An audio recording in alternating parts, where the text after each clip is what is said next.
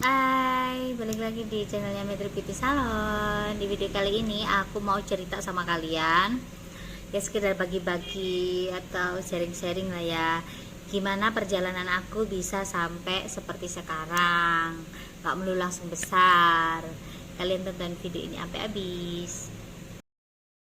Nah, aku mau cerita nih, awal mula aku bisa terjun di dunia salon itu kayak gimana.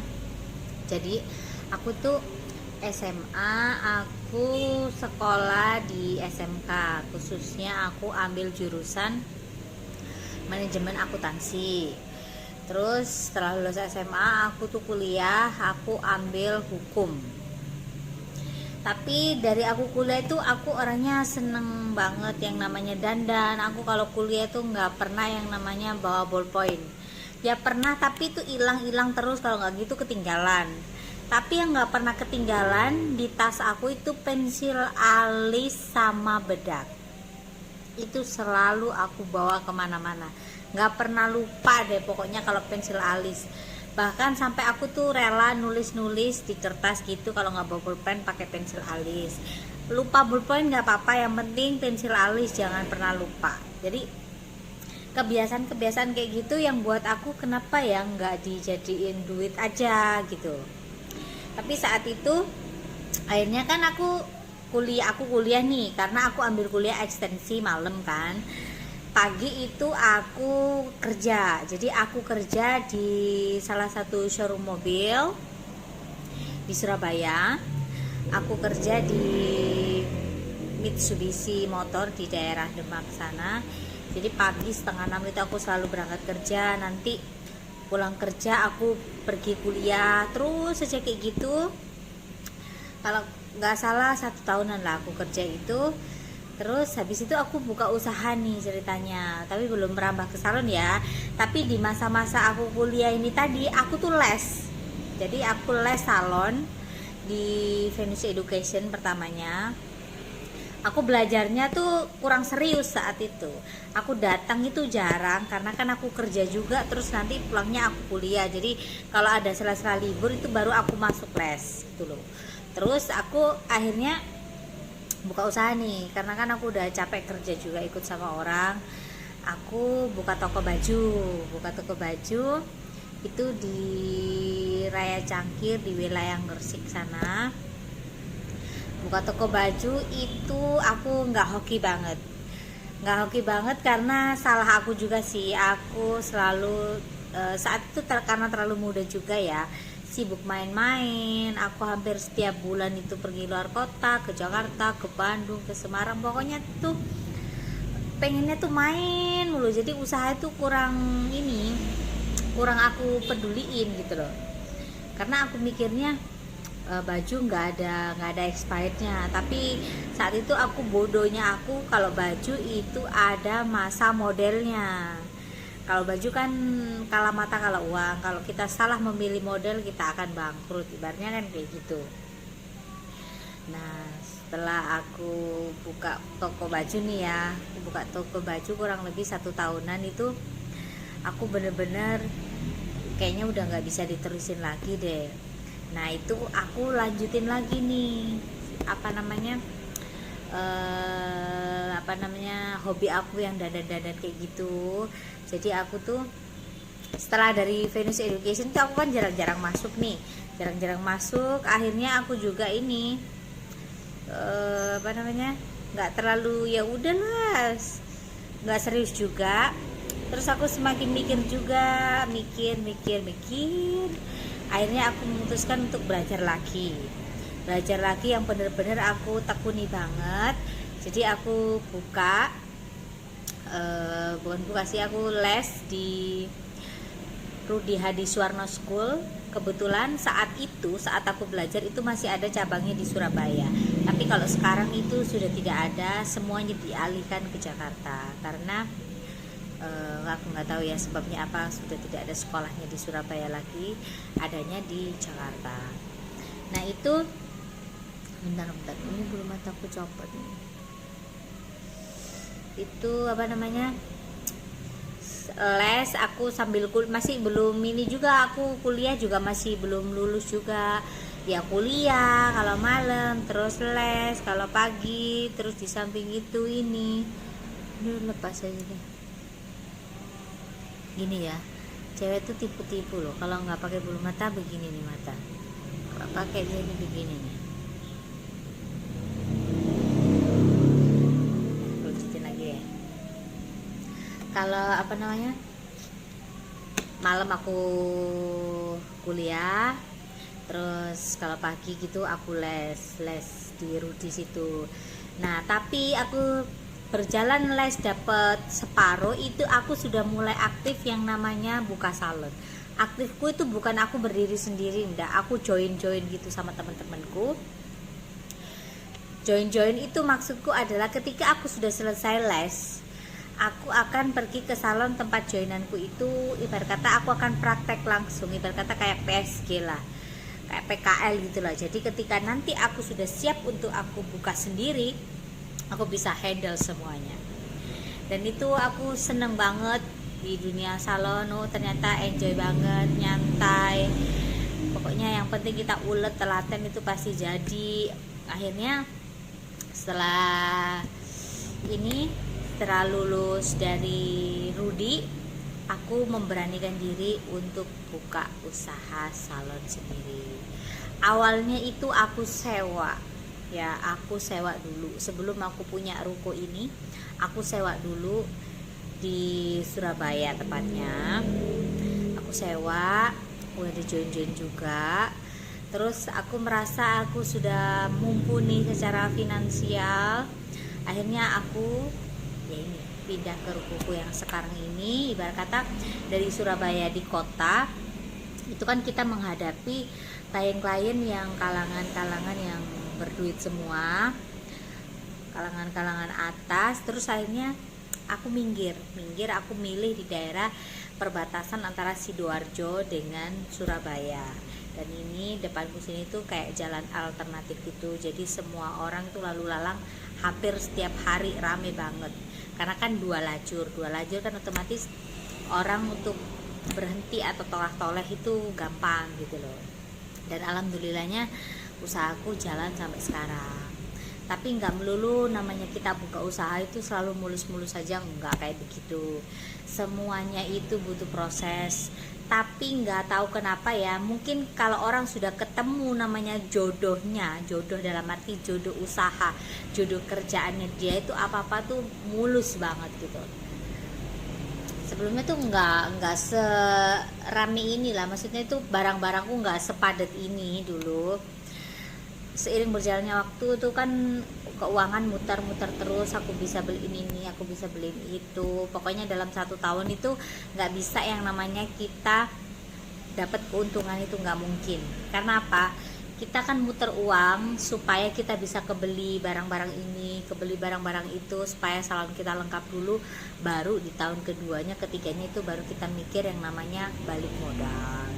Tapi memang bisa sih kalau kita nggak ada perputaran beli perlengkapan dan lain-lain, dalam 1 tahun itu sudah pasti balik modal, itu sudah pasti jaminan. Tapi kalau aku, selama aku proses itu dalam 1 tahun pertama itu aku beli ini beli itu supaya salonku tuh makin lengkap. Aku nggak save untuk pribadiku, nggak masalah, yang penting usahaku semakin naik, semakin berkembang. Jadi manajemenku tuh kayak begitu. Terus lagi, kenapa kok aku sekarang, bukan sekarang aja sih, sebenarnya sudah dari dulu juga ngajar, cuman udah lama vakum aja. Aku udah lama vakum, terus akhirnya karena aku mikirnya kayak gini loh, kalau kita orang hidup ya, kita apa sih yang kita bawa kalau nggak amal perbuatan kita, benar nggak ya? Makanya aku bikin yang namanya sekolah salon, aku ngajar sendiri itu supaya apa yang aku punya, dalam arti ilmu, aku bisa bagi-bagi ke semua orang yang membutuhkan, dalam arti sebisa aku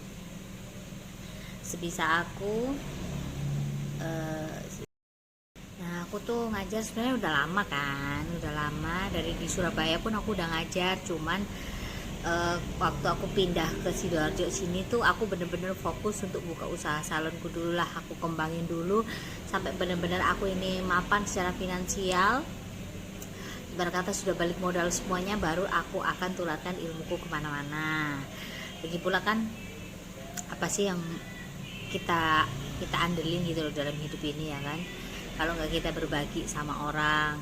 Tapi aku berbaginya ibarat kata tuh aku menjual ilmuku dengan harga yang murah meriah, yang penting orang itu bisa. Ibarat kata gini loh, kalau saya kasih kamu uang 100.000, paling kamu akan bisa beli makanan itu nggak sampai 1 minggu. Tapi kalau kamu saya kasih jaring atau pancing ya, kamu bisa makan selamanya sampai kamu tua. Biar kata itu gitu. Kalau saya kasih kamu ilmu, kamu bisa pakai itu untuk kerja gitu loh. Makanya aku ada inisiatif untuk ngajar lagi, aku berbagi lagi dengan harga yang tidak mahal, semuanya perlengkapan aku sediain, peralatan aku kasih pinjam, terus model aku cariin, kayak gitu-gitu. Memang sih sedikit repot, tapi jalannya tuh enak gitu, ibarat kata itu kayak kita tuh berbagi gitulah. Meskipun paket berapapun gitu ya, aku selalu ready untuk sediain model gitu. Tapi terkadang memang ada beberapa murid itu yang kurang kurang pengertiannya, dalam arti kalau ngerjain kadang kurang kurang sungguh-sungguh. Kadang aku juga sering kena komplain sama model-model yang aku pakai, tapi aku harus selalu benerin setelah itu sudah pasti gitu. Makanya perjalanan karir aku tuh nggak sebentar, nggak melulu yang sudah benar-benar sukses banget juga, sukses instan, maksudnya nggak seperti itu. Semuanya tuh berproses. Tapi aku bilang sejujur-jujurnya ya, selama aku terjun di dunia salon ini banyak banget yang aku dapat, khususnya secara finansial itu saya akuin iya. Karena apa? Kita ini kerja jasa, tapi harus bener-bener kalian ini tekuni bener-bener. Mau sesepi apapun salon kalian harus tetap berdiri. Jangan sepi terus besoknya sudah nggak ada semangat lagi untuk bekerja.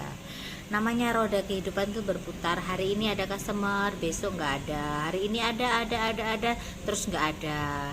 Kan hal-hal seperti ini wajar. Yang pasti kita orang berusaha, buka usaha, jangan pernah patah semangat.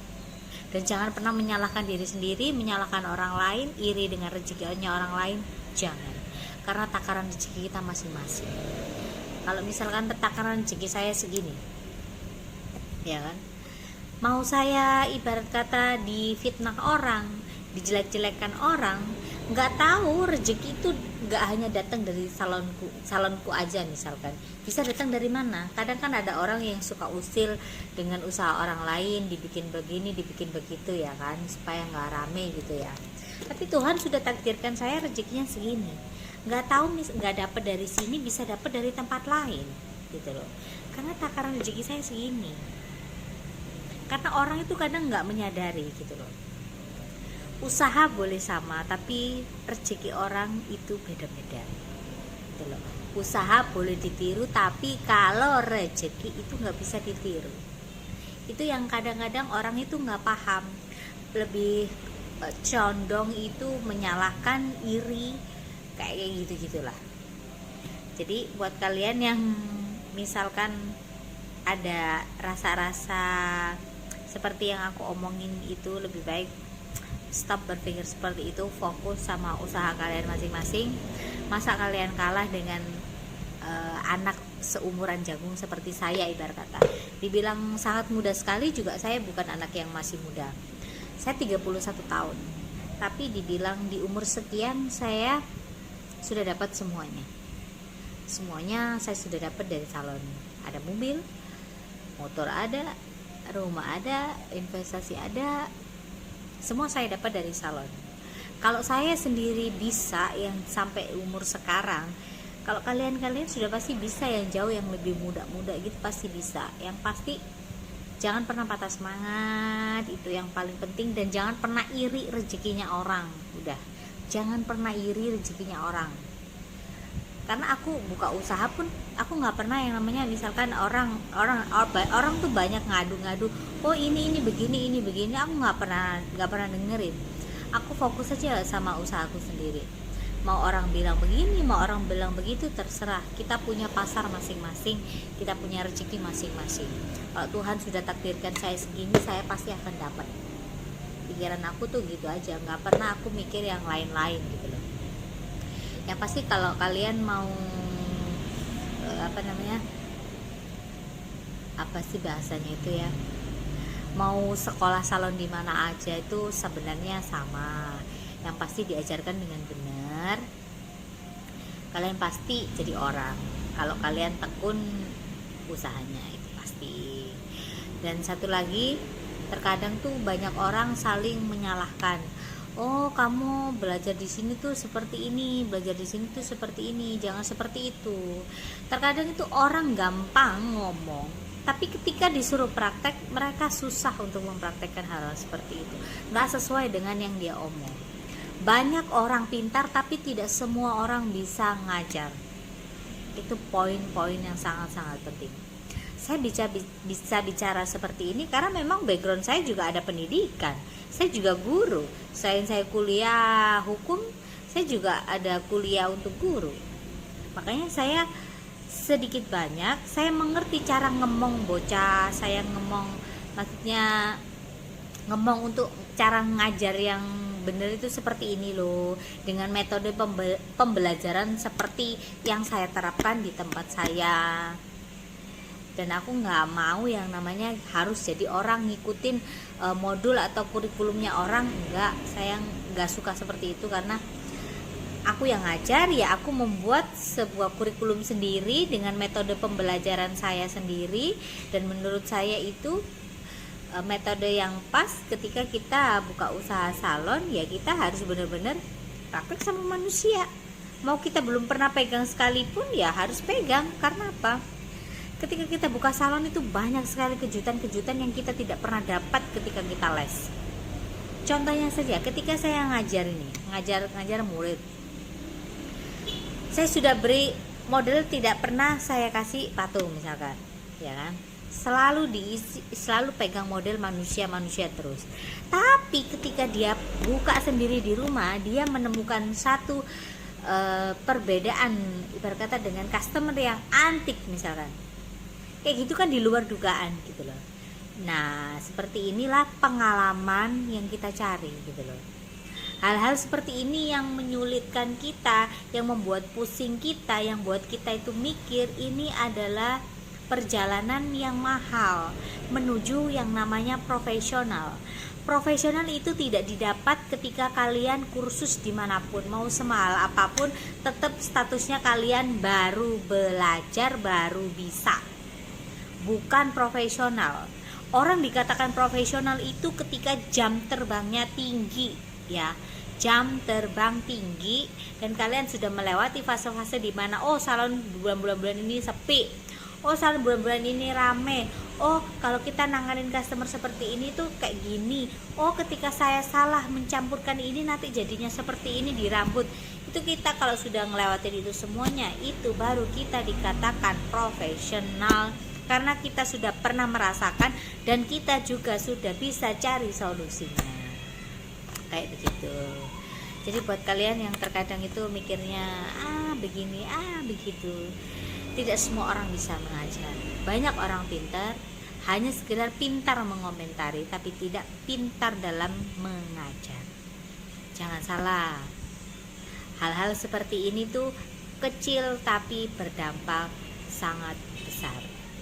Sekali kita salah yang namanya ngajarin, itu juga efeknya itu juga ini kurang bagus juga nanti next ke depannya lagi. Soalnya ada beberapa orang yang sharing sama saya di WhatsApp, mereka kenal saya dari YouTube, mereka invite saya di WhatsApp, mereka selalu cerita kenapa ketika saya belajar di salon ini saya tidak pernah dibeli model, saya harus menunggu menunggu customer ada datang baru saya belajar, itu pun saya hanya melihat. Kalau seperti itu saya bilang ya itu cara pembelajaran yang salah, kecuali kalau kalian ini ikut di satu salon itu bekerja, itu baru seperti itu. Tapi kalau yang namanya kita kursus itu kita harus disediakan atau diajari materi-materi seputar salon, khususnya harus benar-benar praktek. Setidaknya misalkan mereka tidak sanggup untuk memberikan kalian ini model manusia, setidaknya ada patung untuk pengganti, supaya ketika kalian buka salon itu kalian sudah siap dan kalian mengerti. Sebenarnya banyak banget orang-orang ini yang sharing-sharing ke aku, tapi aku juga nggak bisa kasih komentar yang lebih, nggak bisa kasih solusi. Karena apa? Setiap orang itu pembelajarannya beda-beda dan setiap orang karakternya juga berbeda-beda. Kalau menurut saya cara pembelajaran saya seperti ini sudah efektif dan orang cocok dengan kinerja saya, cocok dengan cara saya mengajar, ya monggo. Tapi kalau enggak ya kembali lagi ya tidak masalah, karena metode pembelajaran setiap coach itu berbeda-beda. Nanti di akhir video aku akan selipin, aku akan tunjukin juga aku ini lulusan mana, bener nggak aku ini sarjana hukum, bener nggak aku ini sekolah di Rudi, bener nggak aku ini sekolah guru, bener nggak aku ini dan lain-lain. Penghargaan apa yang aku dapat semuanya nanti aku akan selipin. Bukan karena aku pamer atau bagaimana, karena ya memang hal-hal seperti ini itu patut dan butuh kita sharing ke orang supaya orang tidak tidak menggampangkan kita, tidak menyepelekan kita. Karena kadang orang kan melihatnya seperti ini, masih kecil udah ngajarin ini. Jangan salah, terkadang itu yang muda itu justru yang bisa menjadi panutan kayak begitu.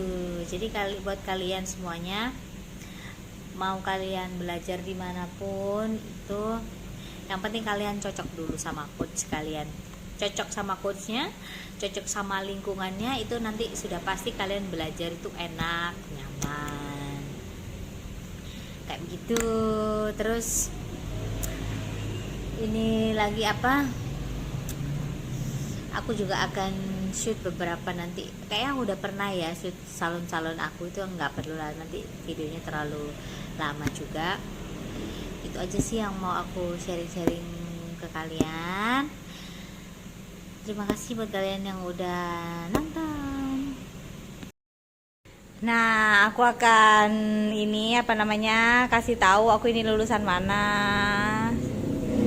Buat sebentar. Ini ya.